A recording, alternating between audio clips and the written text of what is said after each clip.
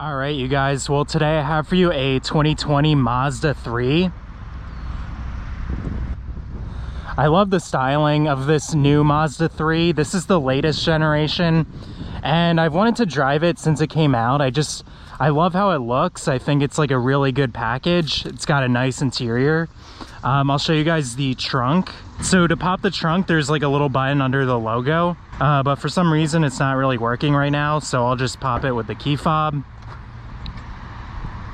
And you get a pretty good sized trunk. Really can't complain with the trunk space. These seats do fold down if you pull these little tabs right here, so that's nice. But and you get a nice little handle to close the trunk here, so that's nice to have. Show you guys the back seat room.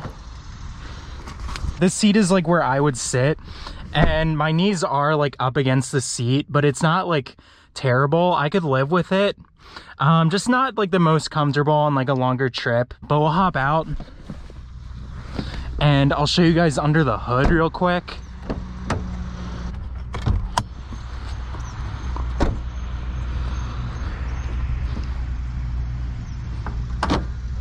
All right, this is the 2.5 liter Skyactiv 4-cylinder. I'll put the horsepower in the video. I believe it's like 186, could be wrong, but I'll put it in the video. But we'll close up the hood here.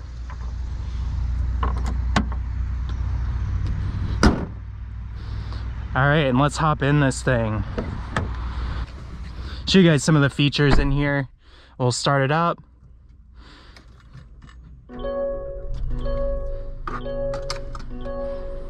Nice little chime there. All right, so this is your infotainment screen. It's not a touch screen. You use this little scroll wheel right here. So we have our communication right here. This is basically where you connect your phone for Bluetooth. You have your entertainment. This is basically your radio. You don't get a tuning knob. You just have to use this little toggle switch right here that also acts as the volume knob. You have your nav, although this doesn't have navigation. You have your vehicle information, basically your fuel efficiency monitor. 27.7 is the average, so pretty good, honestly.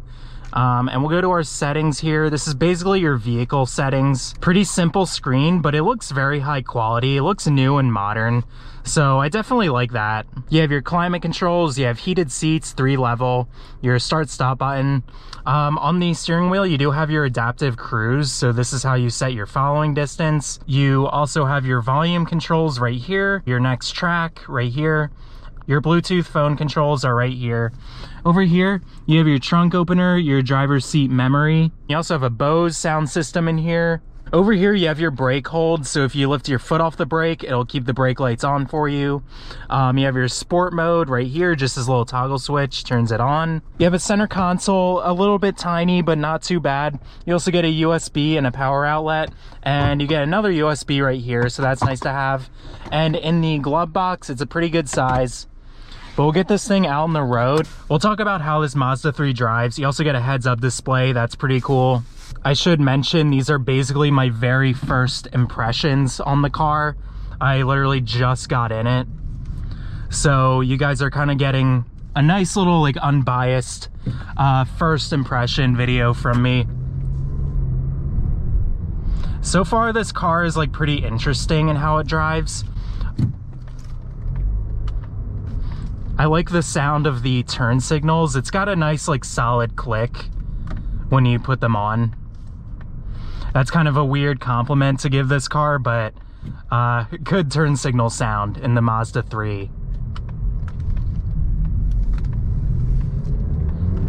Give it a little gas here. It goes all right. You know, it's not the fastest. I'm not like blown away with horsepower, but it goes okay.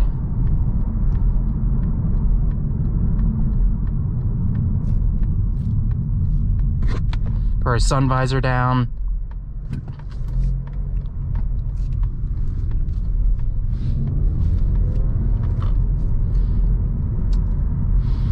I am kind of wishing the throttle response was a little bit better. I kind of have to like step on it a little bit more than I would expect. I'm sure you get used to it just fine, but it feels a little unusual if you're coming from a car that's like more responsive when you hit the gas. This steering feels pretty good. It's like a nice, like small diameter, like steering wheel, and it's got like good, decent precision to it. It feels like pretty sophisticated in how it responds. It's not like loose or anything. Feels connected, feels like all there.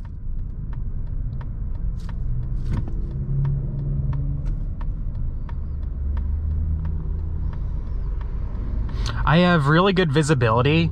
I can see like right over onto the road in front of me. I can see out of these side mirrors very well. These pillars are nice and thin, and I get a clear view out of the back window. So good visibility in this Mazda 3.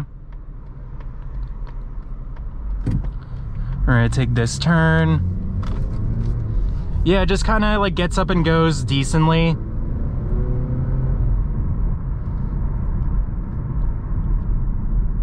This 6-speed automatic, it has kind of a dual personality where there's sometimes where it shifts pretty smoothly and pretty quickly. But like say if I need to like make a pass. All right, well, it responded quickly there. Sometimes it's like a little bit slow for my liking, but I'd say usually this 6-speed performs pretty well.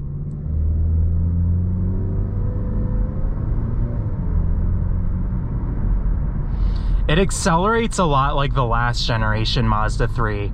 I was pretty familiar with the last generation and how it drove, and this definitely feels similar to that.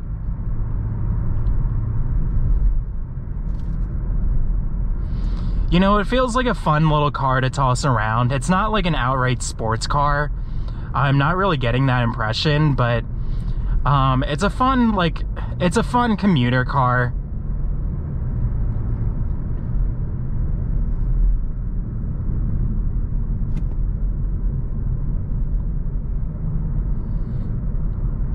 This ride is nice and smooth. The ride quality is definitely like impressing me a good amount. I just think it's pretty settled, kind of just glides down the road and doesn't feel like cheap or anything. Feels like a nice premium ride quality.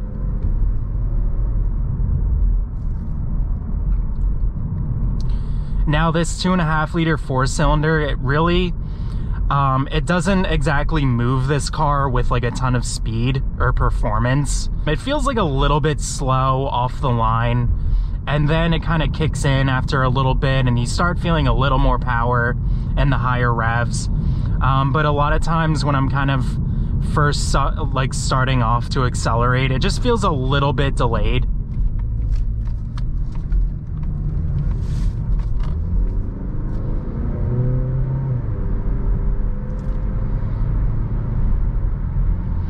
When I was making that turn, I felt like a little bit of body lean. Not much, like a respectable amount. That said, I do like the steering. It's got a normal response to it, but it just feels like nice and polished, nice and expensive.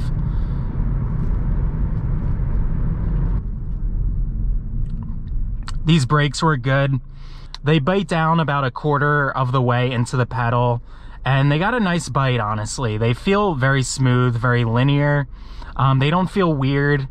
As with that Mazda CX-9 that I drove, it's a very normal braking feel in this car. It's pretty quiet in here too. This car does a good job of isolating you from the outside noise, so I like that as well. For like a little compact car, it's pretty quiet, honestly.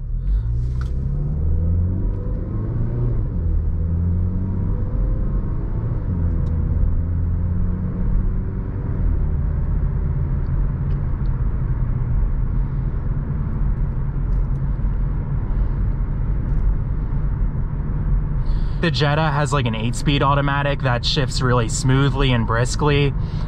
This car, the 6-speed automatic, is just slightly sluggish. I feel like it doesn't always keep the engine in the heart of its power band. It definitely kicks down like quickly when I put my foot down, but at the same time, just slightly disconnected feeling. Take this little bend right here, see how it performs.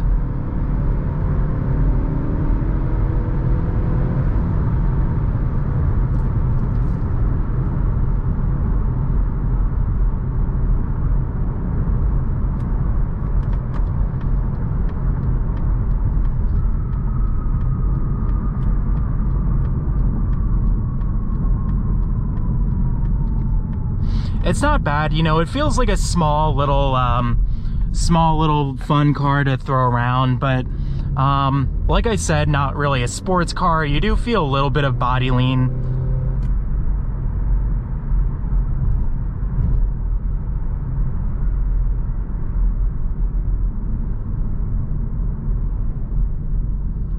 Very smooth brakes, definitely like the feel of them.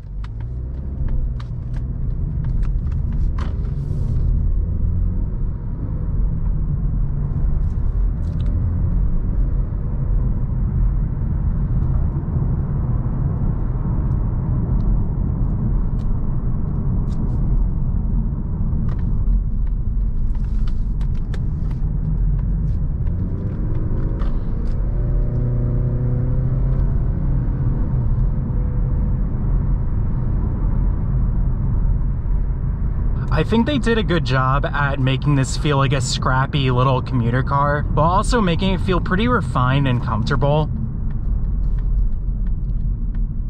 I'm not gonna say this is like the sportiest car I've ever driven. I don't even really know if it's like the sportiest in the class. It's definitely up there, but I'm not like thoroughly impressed with this car in terms of its handling. I mainly just like the styling and the interior and the ride quality. The handling just falls slightly short for me. For like a Mazda, I was expecting it to feel a little bit more sporty than it turned out to be. And this 6-speed automatic is just like down a couple gears. It just doesn't feel like it's all there.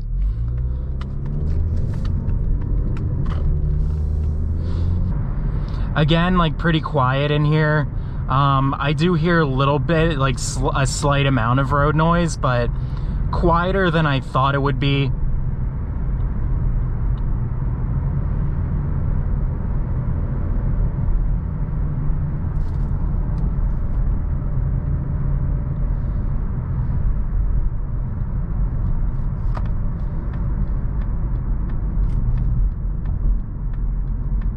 Very easy to just kind of plant this car exactly where you need it to be.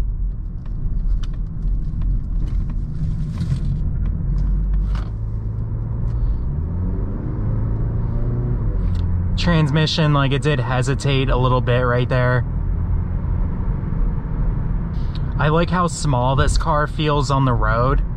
This car just feels very easy to drive in terms of like its size and its proportions. It doesn't feel like big at all or anything.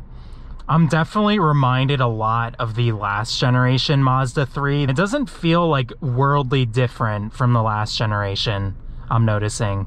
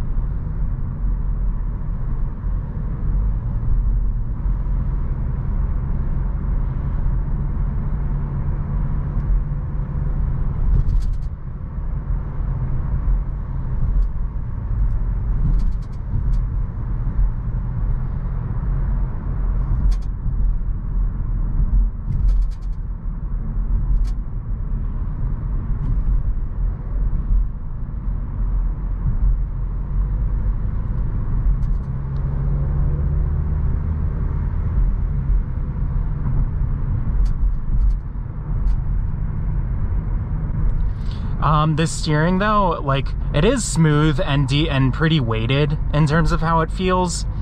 Just not like, it's a little bit slower than other cars out there, but it's a good effort from Mazda. I like the steering. Definitely a strong point of this car.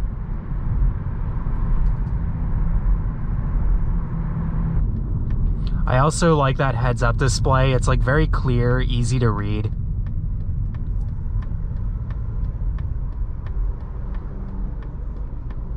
I'll put it in sport mode for the last little bit of our drive, see what that's like.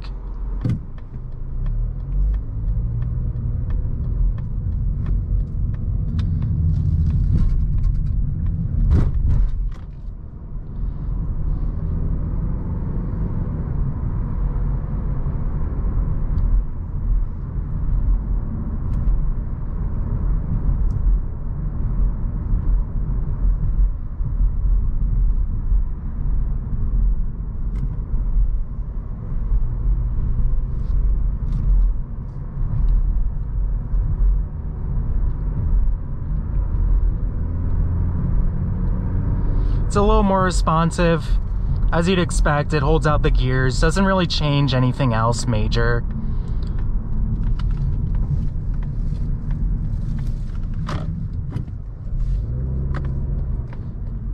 Alright, you guys, well, I think I'll end the video here. 2020 Mazda 3. Really not a bad car. It's decently fun to drive. Yeah, pretty fun to drive.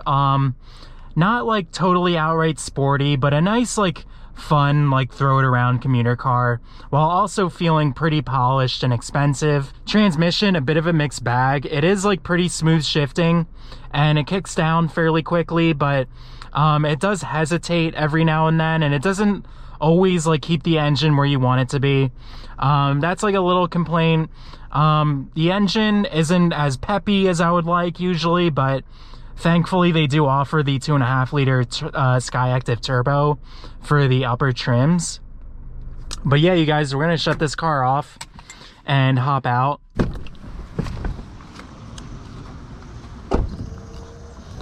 All right, thanks for watching, everyone.